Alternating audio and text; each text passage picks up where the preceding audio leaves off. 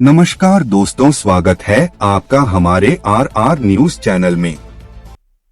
आज तारीख है 29 अक्टूबर, दिन है मंगलवार। आज कार्तिक माह की कृष्ण पक्ष की त्रयोदशी तिथि है। आइए बात कर लेते हैं आज की हेडलाइंस की। आईटीबीपी में 15 नवंबर से शुरू होगी कांस्टेबल सब इंस्पेक्टर पद की भर्ती। पेहवा यमुनानगर 4 लेन सड़क का निर्माण की मुख्यमंत्री ने घोषणा। हरियाणा की संस्कृति को संजोता रत्नावली महोत्सव के मुख्य अतिथि बने नायब। हरियाणा में पराली जलाने की घटनाओं में 29% की कमी, मुख्यमंत्री। दीपावली की शुभकामनाएं देने उपराष्ट्रपति से मिले हरियाणा के मुख्यमंत्री। नए टेलीकॉम नियम से ओटीपी मिलने में हो सकती है देरी, 1 नवंबर से लागू। हरियाणा राजस्थान रोडवेज विवाद सुलझा, नीलवेज ने दिया बयान। सरकारी कर्मचारियों के लिए चाइल्ड केयर लीव नियम 2016 के तहत निर्देश। दादरी में मायावा की तकनीक से हरियाली का होगा विस्तार। बाल कल्याण परिषद हरियाणा में क्लर्क पदों पर निकली भर्ती। सुप्रीम कोर्ट ने अचल संपत्ति पर पुलिस कब्जे की कार्रवाई को बताया अराजकता। हरियाणा छात्रवृत्ति योजना की अंतिम तिथि नजदीक। सीएम योगी ने बाबा मुक्तिनाथ की समाधि पर माथा टेका। जेईई मेंस 2025 के लिए पंजीकरण हुआ शुरू। इग्नू दिसंबर एग्जाम की पंजीकरण तिथि बढ़ाई गई। भारत तिब्बत सीमा पुलिस ने टेलीकॉम विभाग के 526 पदों पर भर्ती के लिए अधिसूचना जारी की है। इसमें 92 सब इंस्पेक्टर, 383 हेड कांस्टेबल और 51 कांस्टेबल पद शामिल हैं। ऑनलाइन आवेदन प्रक्रिया 15 नवंबर से शुरू होगी और 14 दिसंबर तक चलेगी। इच्छुक उम्मीदवार आईटीबीपी की आधिकारिक वेबसाइट पर आवेदन कर सकते हैं।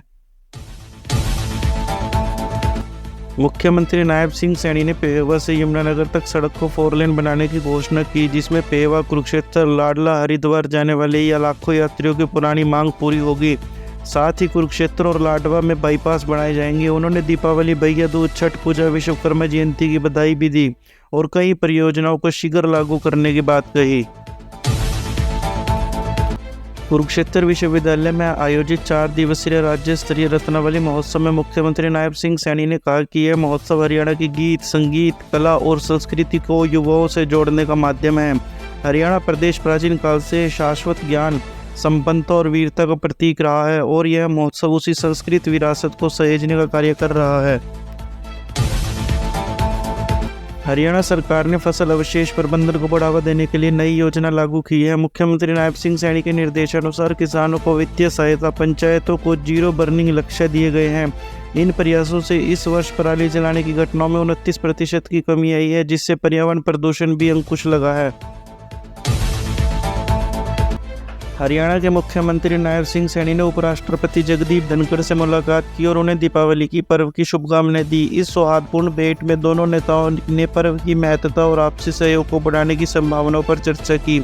यह मुलाकात उत्सव की भावना के साथ साथ राष्ट्रीय एकता को भी प्रतिबिंबित करती है। 1 नवंबर से टेलीकॉम कंपनियों पर ट्राई का नया मैसेज ट्रेसेबिलिटी नियम लागू होगा, जिसका उद्देश्य फर्जी कॉल और मैसेज रोकना है। एयरटेल, जियो, वोडाफोन, आइडिया और बीएसएनएल यूजर इससे प्रभावित होंगे। हालांकि इससे जरूरी बैंकिंग मैसेज, ओटीपी में देरी की संभावना है, जिससे ऑनलाइन पेमेंट में बाधा आ सकती है। हरियाणा के परिवहन मंत्री अनिल विज ने बताया कि हरियाणा और राजस्थान रोडवेज के बीच चालान विवाद सुलझ गया है। उन्होंने बताया कि संबंधित अधिकारियों से चर्चा के बाद मामला खत्म हो गया है। साथ ही उन्होंने आम आदमी पार्टी पर तंज कसा कि वे बिना किसी कारण के आरोप लगाते हैं।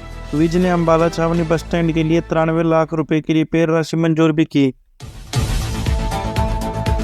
चाइल्ड केयर लीव हरियाणा एवं एकल पुरुष सरकारी कर्मचारियों के लिए अपने 2 बड़े जीवित बच्चों की देखभाल हेतु 18 वर्ष की आयु दी जाती है, जिसमें अधिकतम 730 दिनों का लाभ शामिल है। चाइल्ड केयर लीव 30 दिन से कम अवधि के लिए नहीं ली जा सकती और प्रोबेशन के दौरान ली गई छुट्टी में प्रोबेशन अवधि बढ़ जाएगी। दिव्यांग बच्चों हेतु 18 वर्ष की आयु सीमा लागू नहीं होती। चरखी दादरी जिले को हरा भरा बनाने के लिए विधायक सुनील सांगवान मायावा की पद्धति से लाखों पौधे लगाने की योजना पर काम कर रहे हैं। नेशनल हाईवे, स्कूल, कॉलेज, पंचायती जमीनों पर 35 प्रजातियों के पौधारोपण से पर्यावरण संरक्षण को बढ़ावा मिलेगा। सांगवान ने वन, शिक्षा और पंचायत विभाग के सहयोग को लेकर इस परियोजना को लागू करने की कवायद शुरू की है। हरियाणा राज्य बाल कल्याण परिषद ने क्लर्क और अकाउंट्स क्लर्क पदों के लिए आवेदन आमंत्रित किए हैं। योग्य उम्मीदवार 12 नवंबर तक आवेदन भेज सकते हैं। इंटरव्यू 14 नवंबर को चंडीगढ़ के बाल विकास भवन में होगा। आयु सीमा 21 से 42 वर्ष है, जिसमें सरकारी नियमों के अनुसार छूट दी जाएगी। आवेदन शुल्क 100 रुपये निर्धारित है।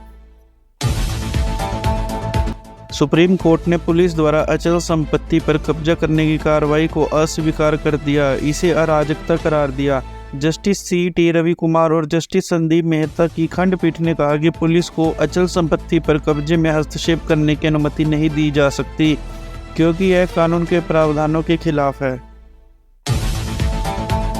हरियाणा सरकार की छात्रवृत्ति योजना के तहत पोस्ट मैट्रिक और अन्य स्कॉलरशिप के लिए आवेदन फॉर्म की अंतिम तिथि 31 अक्टूबर है। छात्रों को जल्द से जल्द आवेदन करने की सलाह दी गई है। यह योजना आर्थिक सहायता प्रदान करके पढ़ाई में मदद करेगी, इसलिए सभी पात्र छात्रों को लाभ उठाने का अवसर नहीं चूकना चाहिए। उत्तर प्रदेश के मुख्यमंत्री योगी आदित्यनाथ सोमवार को गांव सोंगल स्थित बाबा मुक्तिनाथ डेरे में पहुंचे। उन्होंने वार्षिक मेले में भाग लेकर बाबा की समाधि पर माथा टेका और श्रद्धालुओं को संबोधित किया। योगी ने कहा कि नाथ संप्रदाय सनातन धर्म के मूल्यों को अंगीकृत करता है और इसकी परंपरा सोंगल से जुड़ी हुई है। नेशनल टेस्टिंग एजेंसी ने जेईई मेंस 2025 के लिए पंजीकरण प्रक्रिया 28 अक्टूबर से शुरू कर दी है। आवेदन की अंतिम तिथि 22 नवंबर रात 11:30 बजे तक है।